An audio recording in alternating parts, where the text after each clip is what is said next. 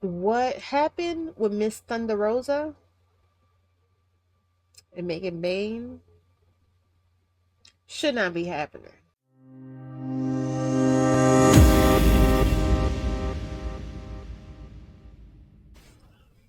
Hey, Candid Crew, and welcome back to another episode of If I May Speak Candidly, where we dive into the crazy world of wrestling from the comfort of my domain. I appreciate all of those who have been tuning in and continue to tune in and share and like and comment and have subscribed to the channel. I am that close to 100 subscribers. Like that close. Like I can feel it. I can taste it. We're that close. And I'm just really grateful for all of those who have subscribed so far and continue to share my content as the weeks go by. Highly appreciate that. A lot has happened in wrestling this week. We have had returns, we have had surprises, we have had quite some news break this week as well. So we'll be getting into all of that. I will be covering all of the promotions, WWE, AEW, and TNA this week because a lot of things has happened this week. So without further ado, let's get into these topics, shall we?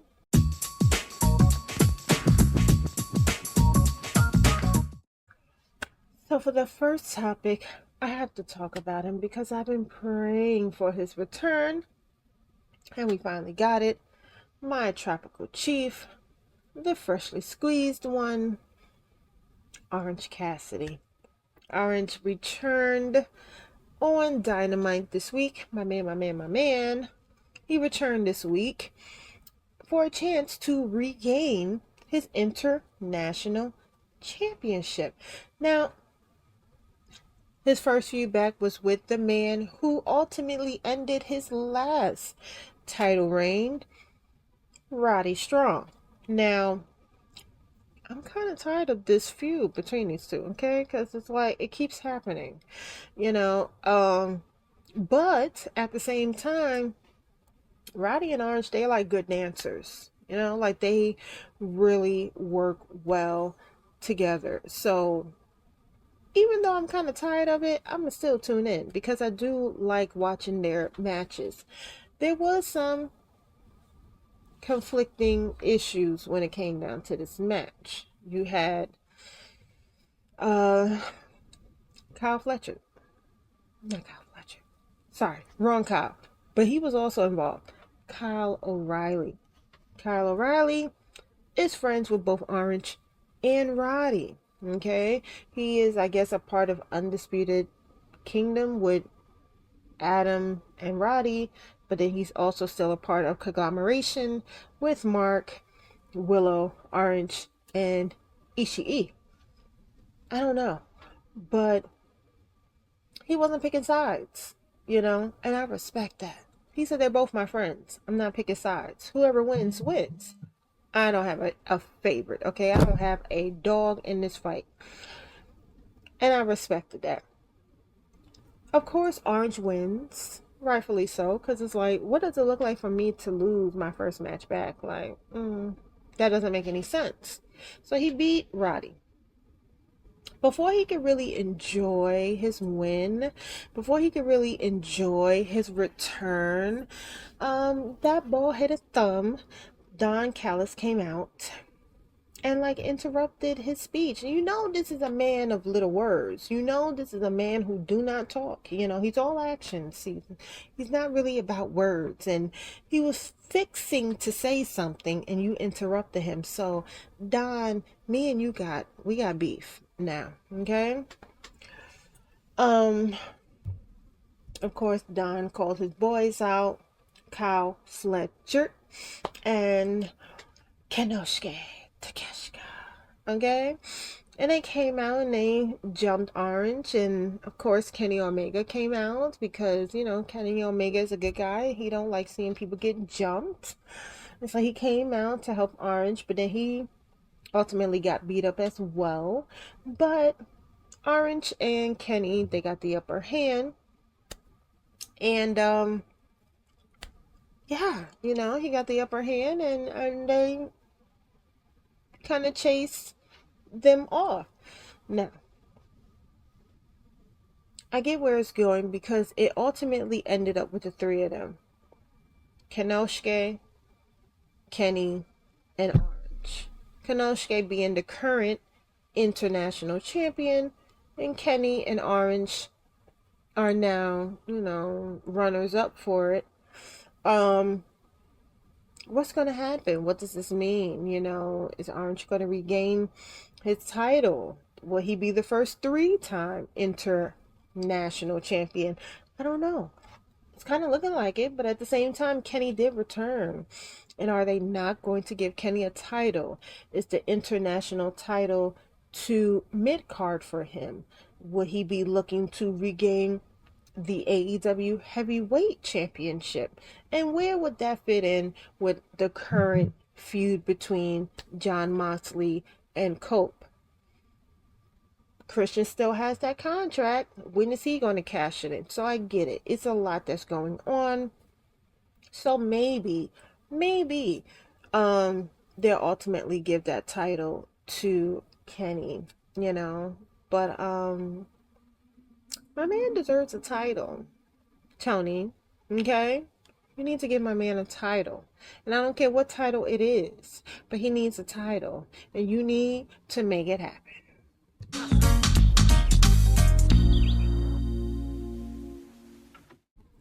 So for the second topic, we had a return. We had a return on TNA.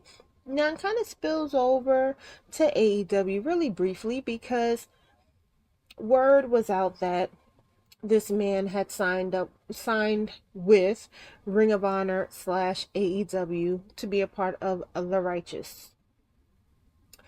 But oddly enough, he returned on TNA this past Thursday as Elijah. Now, for those who have been following his career, this man has been Elias, Ezekiel, the little brother Elroy, and now he is Elijah, although that was the name that he had when he was in the independent circuit. So we have Elias / Elijah back. He debuted on the beginning of TNA's live taping. Like I said, this past Thursday, Joe Hendry had started off the show. My man started off the show with a concert, but he was interrupted by Carlito's baby brother, and I'm assuming their cousin. And ultimately, it became a tag match between Joe Hendry, Elijah, and the Clones. Elijah got the pin. So, did he sign with TNA? I don't know. I didn't see anything that said that he signed, but he was there. So, I'm assuming that maybe he's testing the waters. Maybe he's seeing who got the better deal. Who got the better, like who got the cheese, who's gonna break me off better. Or maybe he's just looking for a way back in WWE. Now, this is my opinion, so please don't shoot me for it, but I do believe that a lot of people who might want to go into the WWE or who might want to return back into WWE should stay close with TNA. Because TNA and WWE is like this, okay? Next week, coming up, we have the Hardys returning on NXT. We have Obafemi and Moose kind of like, they had this little thing going on. And we also have, we have Moose defending his X Division title against Lexis King on NXT as well. We also had Cora Jade, who had popped up on TNA this week. And I know it's something else. AJ Francis kind of teased AJ Styles. At least that's what people is assuming. That could be that main rock. Remember what I said? y'all remember when I said that if they started having main roster wrestlers pop up on TNA, that would just automatically shoot TNA to the top, to second place? I think that's what they're teasing, y'all. I think that's what they're teasing. So not only did you have that, but you also had Dominique Mysterio, who also said that he wouldn't mind popping up on TNA. I think that would be fucking awesome.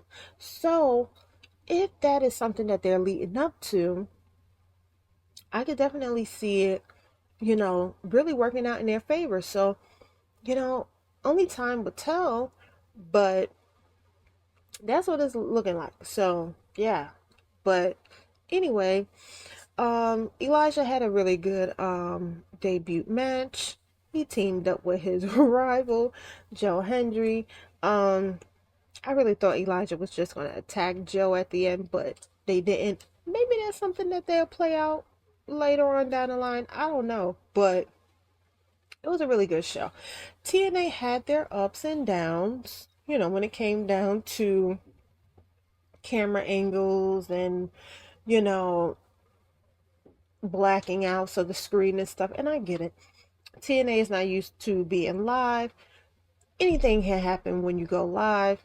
Anyone who have watched live tapings, live programmings of any field, whether it's regular TV shows, reality shows, or wrestling, basketball matches. I mean, basketball games, football games, whatever. Shit can happen during live shows. So, when it comes down to TNA, don't charge it to their heart, charge it to the game. They'll get better. I think there's another live taping that is coming up. So I know they'll be better the next time. But overall, it was still a good show. It looks like that they are really pushing the potential of Cora Jade taking a knockout championship from Marsha Slamovich. Okay. Shout out to Santino Marella, Slamovich. But I guess that is the question. Is Cora Jade going to be the first NXT / WWE superstar that takes a TNA title and bring it home to WWE? I don't know. It looked like it could be possible. It's definitely not going to be Lexis King, but it looked like it can be possible. She didn't win the NXT women's fatal 4-way this past Vengeance Day, but she has been really eyeing Marsha in that title. It can happen. Rooting for her, because I like Cora Jade. I really do. I like her. She's cute. So only time will tell. But yeah, shout out to Elijah for popping up on TNA. Good stuff.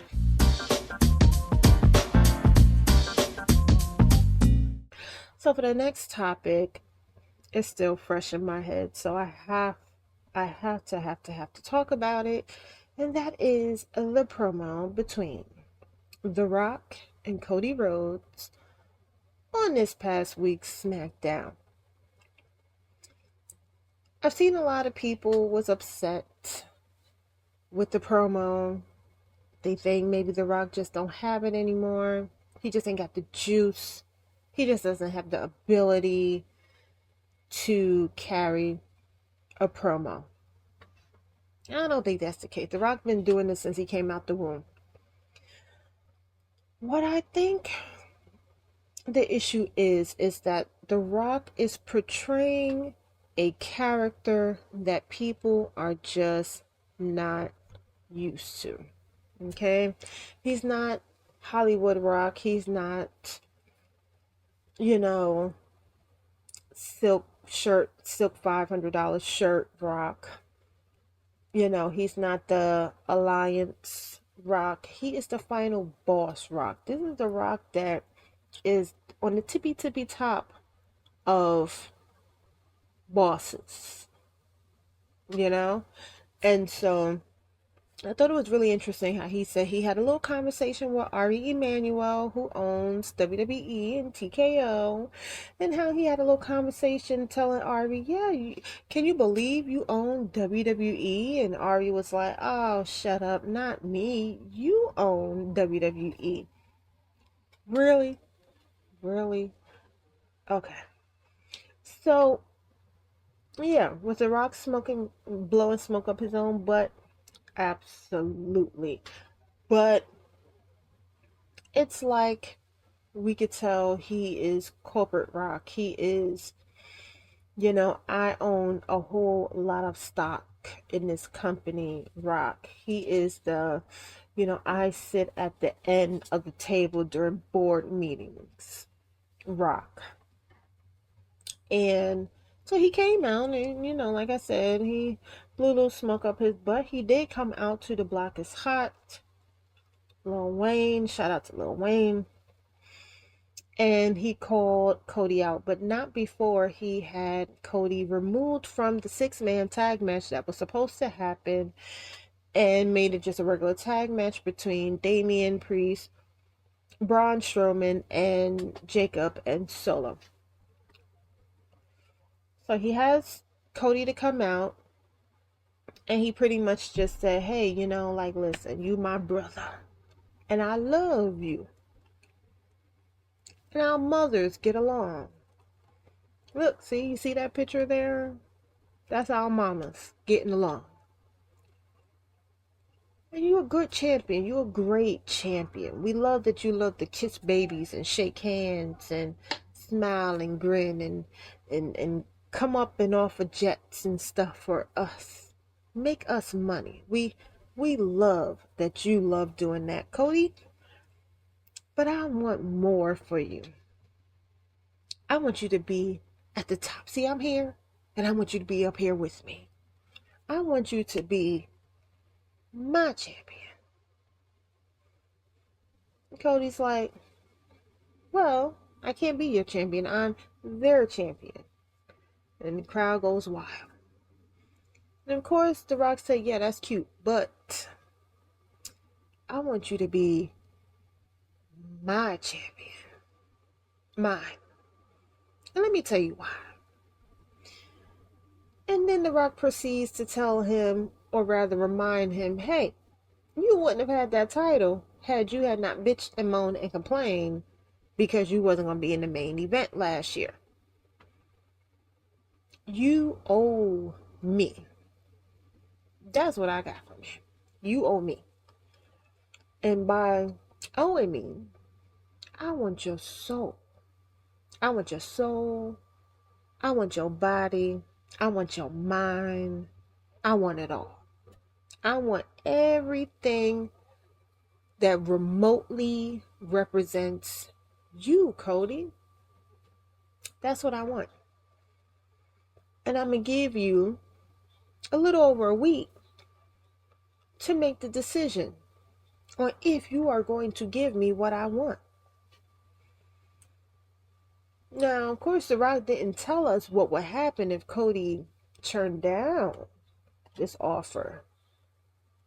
But I have to assume that by him reminding Cody that he is the final boss and pretty much what he says goes and anything he wants he gonna get, I can only assume it's not gonna be good. It's not gonna be good if Cody says no.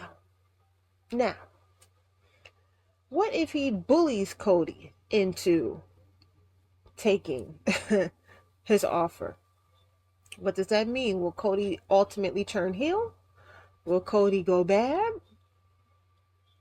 I don't know. This story can go a lot of ways, right? But the one thing I get from this whole thing is the fact that Cody really was ultimately confused. He did not know how to respond to it. And it seemed a little awkward because when The Rock left the ring, he turned around, he looked at Cody, and then he put his glasses on, continued on down, then turned around and then looked back at Cody again. And I don't know, maybe that was a fear tactic. Maybe that was a, you know, scare tactic in some way. I don't know. And maybe it was just awkwardly ended and they didn't know how to end it. I don't know. But Cody has into Elimination Chambers. He has into Elimination Chambers to tell The Rock his decision. Ironically, the same night we find out who Cody is facing at WrestleMania. And it could be anybody, but there's really only two people that it can really be. Like, let's be honest. And I feel sad for Seth, and I feel sad for Damian Priest, and even Drew. I don't feel sad for Logan. He doesn't deserve it. But I feel sad for them because ultimately it's going to fall down between CM Punk and John Cena. Honestly, CM Punk and The Rock, they have history about over CM Punk's WrestleMania main event being taken away from by The Rock. And then, of course, this is John Cena's final WrestleMania. So why wouldn't he be in the main event at WrestleMania, right? So what is going to happen? Is it going to be John Cena? CM Punk made some noise about John Cena kind of politicking his way into the match. He didn't fight for his position in the match like all the others, including Logan. He kind of politicked his way in the match. At the end of Royal Rumble, he came out and he said, I'm in Elimination Chambers. See you in March. And that was pretty much it. So, what if John wins? Where does that leave CM Punk? Well, I do not see him not being in the main event. Okay? I just don't. There have been too many things circulating about him not being in the main event. My thoughts is that favor from Paul Heyman is going to come in handy. The favor that CM Punk has been dangling over Paul Heyman's head is going to be cashed in. What is that favor going to be? Get me in that match. Make it a triple threat. But I'm going to be in that match. That could happen. That could rightfully happen. So, it looks like The Rock is definitely pulling some strings when it comes down to WrestleMania this year in Las Vegas. And yeah, but on the topic of WrestleMania, we've got wind on where WrestleMania 42 is going to be in 2026, and it is going to be in New Orleans. That is what The Rock also came out to address and to confirm. Hopefully Tony doesn't think that WWE is copying, because also this week during Dynamite, it was announced that Double or Nothing is going to be in Phoenix, Arizona, while they were in Phoenix, Arizona. So it was kind of, it was very similar to Dynamite this past SmackDown, with The Rock announcing where WrestleMania was going to be while being in that town. So, hopefully that's not a thing, but I'm more than positive it probably will be. But yeah, it was good. So we'll see.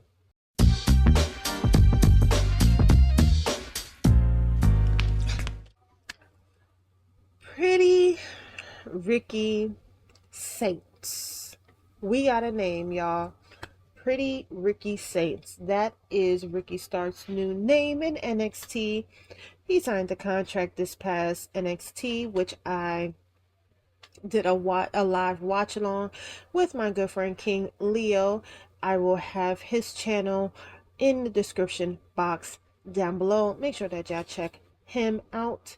He pushes out really good content, and he is a really good friend of mine, and I definitely enjoy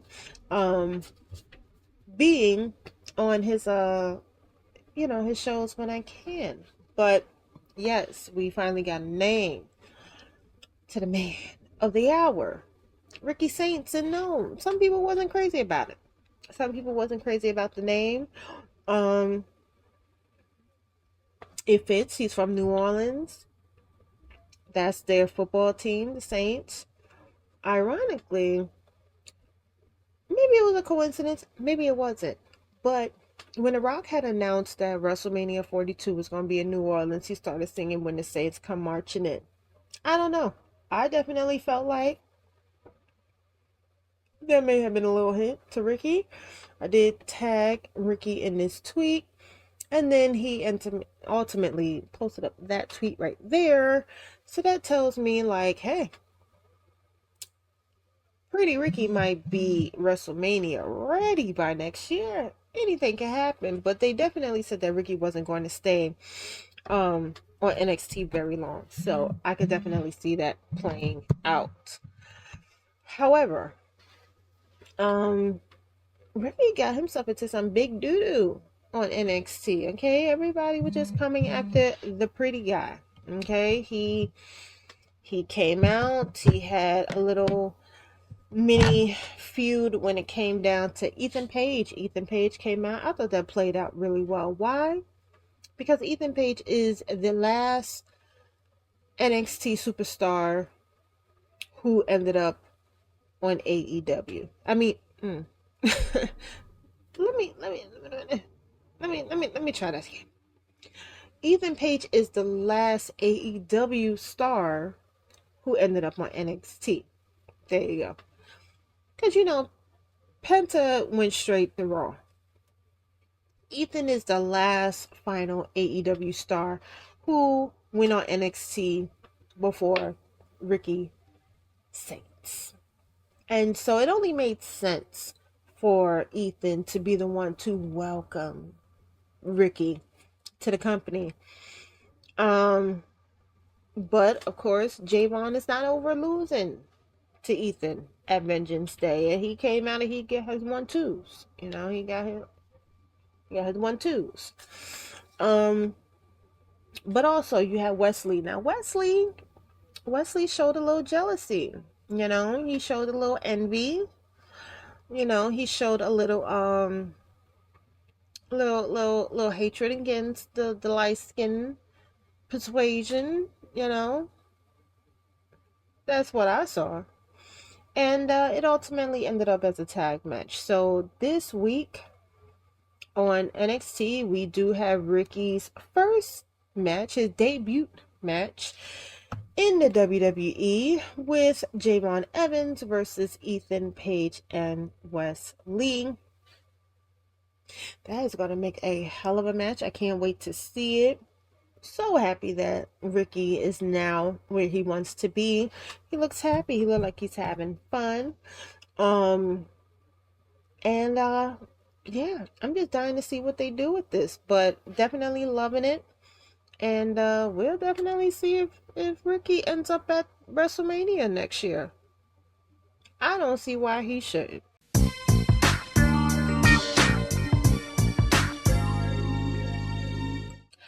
So, for the final topic, got to talk about this news about Shane McMahon being ghosted by a Tony Khan over taking over AEW.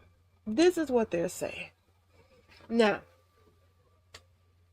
I remember when the story came out that Shane was hanging out with Tony, and they kind of assumed that Shane will be joining AEW and helping with the ratings and viewership and storylines and pretty much anything and everything that was going on in AEW, fixing it. And I was on board. I wanted to see it happen. I even wrote an article about it saying how Shane could help AEW. I wrote an article about Bella, Nikki Bella also wanting to join AEW, but I guess she saw what was going on and she said, never mind. I'ma just make peace with everything that has happened in WWE and just jump ship. And that's what she did. If it's true that Tony decided that he didn't want Shane's help because Shane wanted a little equity into the company and he wasn't willing to do that. Although I understand why he will feel that way, because I feel the exact same way when it comes down to my things I've built, things I've worked on, things I've created. I feel the exact same way. I do think it was a dumb idea, and I'll explain why. There's equity already in the McMahon's name. And however people feel about Vince, and I think we all can agree Vince is not a good guy, Vince's name equals money.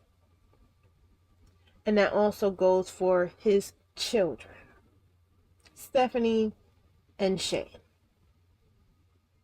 And Tony had the opportunity to not only make more money, but to make history. Because for the first time ever,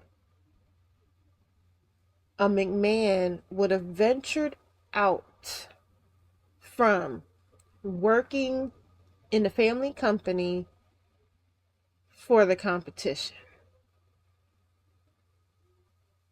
See, Shane wanted to buy WCW. Vince automatically took over it. Same with ECW. We know how the story goes. But see, AEW is not for sale. AEW is not trying to be bought out by WWE. And with Shane being on board comes a lot of history and a lot of knowledge that could have benefited Tony when it comes down to WWE. Now, I understand that Shane wanted some type of ownership in AEW. And this is what I would have done. I would have proposed this.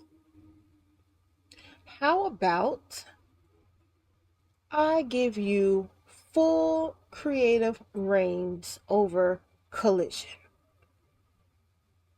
You run that show however you want. Okay? The show is completely yours to run. And if you could turn this show around, bring up the ticket sales, the viewership, the ratings, the bookings, whatever, all that comes into running a show, if you could bring all of this up, then we could talk about you getting a bigger piece of the pie. Now, what that would have done was, that would have gave Shane a little bit of control. That would have kept Tony in the majority of control. And that would have shown trust between the two. Right? Shane understands that Tony trusts him because you're allowing him to run one of the staple shows of AEW, as well as Tony is understanding that, hey, I'm not going to let you completely steal this company from underneath me, but I'm giving you something to show that I'm trusting you. And I need you to trust me too. This is what I would have done. This is what I would have offered. And if Shane agreed to it, then we have a deal. If Shane decides that's not good enough, then I respectfully decline and we go our separate ways. That's what I would have done. Now, it seems as though Tony has a habit of ghosting people. Now, he'll just completely just stop answering their calls, their emails. Might even got a telegram or two, a DM. May even found a owl from Harry Potter, with a note attached to it. And Tony ignores it all. And to me, that speaks on your ability to face confrontation. You choose not to face it. You just ignore the situation. I can't have my boss being afraid for a little confrontation. I need you to be able to talk your shit when you need to. This is your company, Tony. Instead of just leaving him high and dry, just tell him, hey, listen, that's not going to happen. But I do have a counter offer. This is what I'm offering. If you don't like it, that's fine. But if you do like it, then we're in business. Now, of course, this is all alleged because, sometimes the dirt sheets is right and sometimes they're wrong.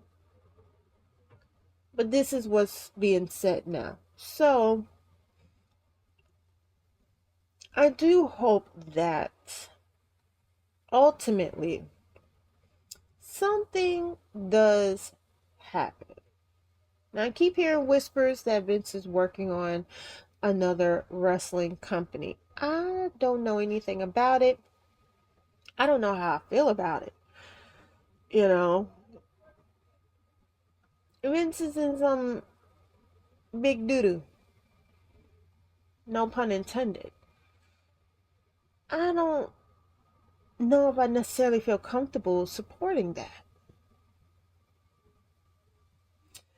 But if Tony has any good sense, you will pick up that phone and you will call Shane and see what he has to offer. Because I really feel like Shane can help. But I think what Tony's biggest fear is having to answer to a McMahon. I think that's his issue. He doesn't want to answer to a McMahon. And I get it. I get it. But if it's for the betterment of your company, would you not at least want to hear him out to see what he has to say? I don't know. So,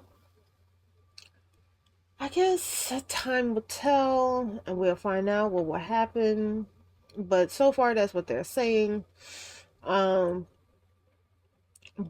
yeah, go on and get Shane up on that phone and figure some shit out, because what happened with Miss Thunder Rosa and Megan Bain should not be happening. Okay? That should not be happening. That was trash. And I don't know to whose fault that was, but that shouldn't have happened. that was really bad. So fix it. So guys, thank you for tuning in this week for If I May Speak Candidly. Thank you for, like I said, liking, commenting, sharing, and subscribing to the channel. We're coming close to Elimination Chambers, so I will probably put out a little video for my predictions on what I'm thinking is going to happen at Elimination Chambers. I didn't get a chance to talk about the little segment between the segment between Kevin Owens being a creeper outside of Sami Zayn's house. I thought that was that was funny. But I need Sami to put some curtains up to his window. And wear some socks around the house. definitely curtains though. But overall it was good. It was good. Trying to remember some last minute things. Bianca and Naomi. They kind of let it slip out that Jade is not returning their calls. You know, she's still healing. She's still recovering. So she hasn't been returning their calls and their texts and stuff.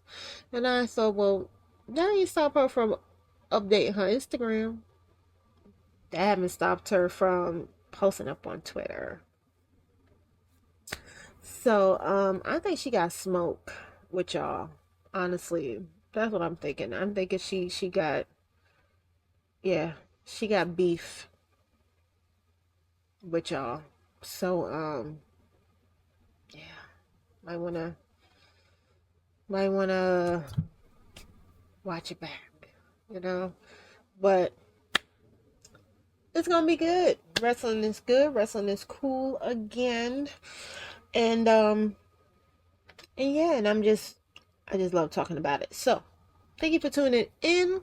I will see you all next week, just before Elimination Chambers. I don't think I'll be doing a live watch along for that, because I usually watch wrestling with my family, but I will definitely be doing a review on it. So, yeah. So, see you guys all next week, and take care of yourselves and those you love. Bye.